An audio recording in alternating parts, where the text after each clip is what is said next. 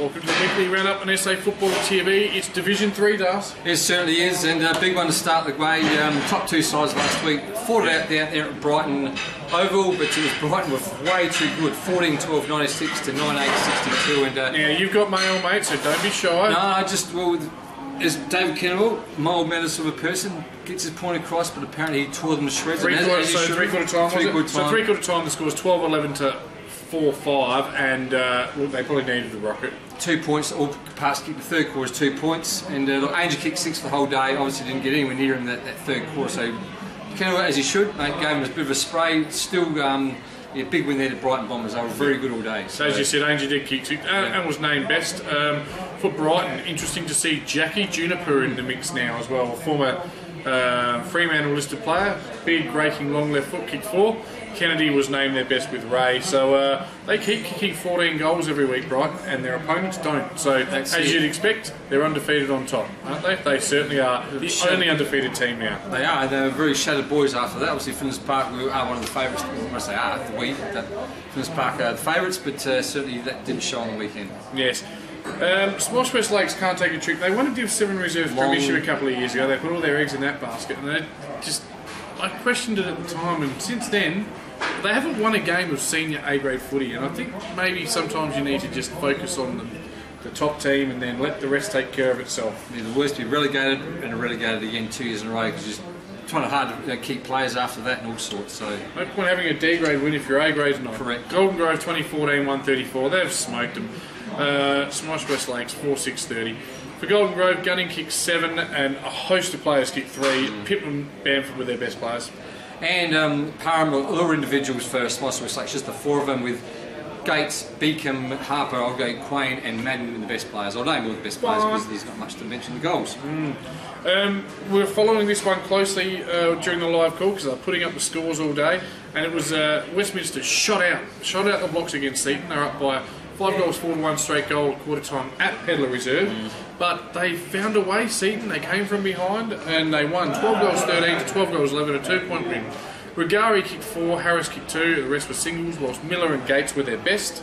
With Hode with 4 and Burris with 3, so certainly a couple of good goals in a losing side with Burris getting the best players. Burris and Blessing, both very good footballers. But very hard to look. Westminster, mate, they've come up a division. They haven't disappointed either. Done very well to lose by 2 points to Seaton Ramblers, who are very well been Div 3 and Div 2 for the last few years. I reckon it's a great effort by Westminster.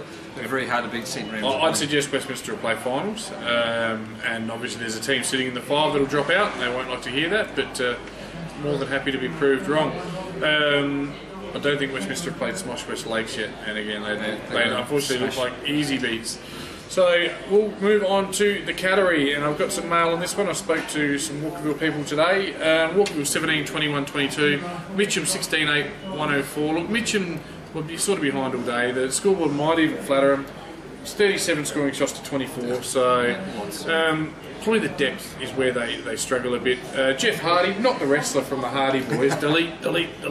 That's his brother Matt. Will kick 3, as did Webster.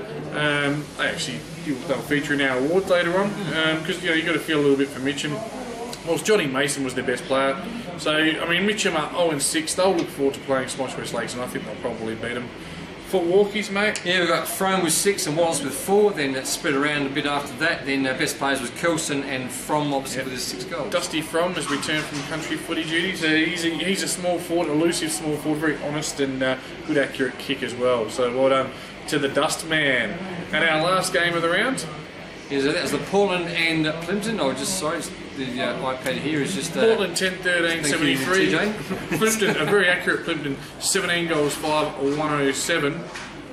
Yeah, look, very accurate, as you can see, 10-13, so it could have been very close if it wasn't for that inaccurate kicking. Well, they had more scoring shots, and they've lost by 34 points. Absolutely. Bad kicking's bad footy. Yeah, so for Plimpton, we've got Deer with 3, Handon also with 3, and Smith, and spread around after that.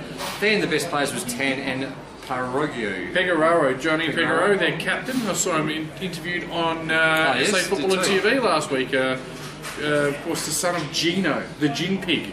So for all your drainage needs, there you go, Peggers. You get a bit of a plug as well for your business. For Portland, Laslett, business as usual, and the best players was Moody kicked 3. Did we just do all the games really quickly, Darcy? We have done all the Fantastic. games. That was very good. Well, let's get on to this week's games, mate, because I've got a hot casserole waiting at home. Flinders Park and Walkerville. It's at Flinders Park. Now, you'll be doing a live call with us, won't you? See, I should be, yes. Should be, you promise? Yeah. Flinders Park, oh look, I think after that devastating loss last week, Walkerville's still doing okay. They won pretty convincing Their last week. percentage outside of the 5, but I feel like there's 2 better teams than Walkerville. Yeah. Ahead of them. Westminster definitely and Golden Grove obviously, but they haven't destroyed themselves, but I think Flinders Park will come back with a vengeance this week. Yeah, Flinders Park by the amount of goals that Angel kicks. So if you kick 6, they'll win by 6. And we've got Plimpton versus Bright Bombers at Plimpton, so this is probably a very, very good round here. So Plimpton are 3 and 3. They're 4th, you're right. They're 3 and 3, but their percentage of 56 suggests the quality that they have got. Brighton, unfortunately, are untouchable at the moment. It's not a long trip from Brighton to Plimpton. Both Glenelg zone teams, so close to my heart. The Bombers, Kim Steers Bombers, will steer them over the line. They've got 65% next to Flinders Park at 57. Just shows me how good Brighton Bombers are going this year. I've been Best defence and best attack in the league. Brighton Bombers by quite a bit. And then we've got Mitcham and Golden Grove out there at Mitcham. So Thomas Farms Oval, is it? Yes, it is. Tommy Farm. Tommy Farms, yes. Yes. Golden Grove are 3 and 3. If they want to stay in the 5, they need to win this game. To win this one. Yeah. Bit of a journey from Golden Grove. I think they'll get the chocolates though. Golden Grove for me as well. Then we're down at Tilbrook Rashid Oval, so we've got Westminster to take on Portland. I reckon Westminster will come back after last week's agonising 2-point loss, so I reckon Westminster for me. Yeah, these 2 teams are both outside the 5 and battling to get in, so must-win game for both teams. Yeah. Westminster with the 3 ex-Stanford players should have too much class for Mullen. And we've got, unfortunately, Smosh to take on Seaton Ramblers. So Seaton Ramblers 3rd, just with the 1 loss. I reckon it's going to be a belting down there at Smosh Oval. Yeah, another team that's crept a little bit under the radar this year. Obviously, Matty Webber's still in charge down there, boss?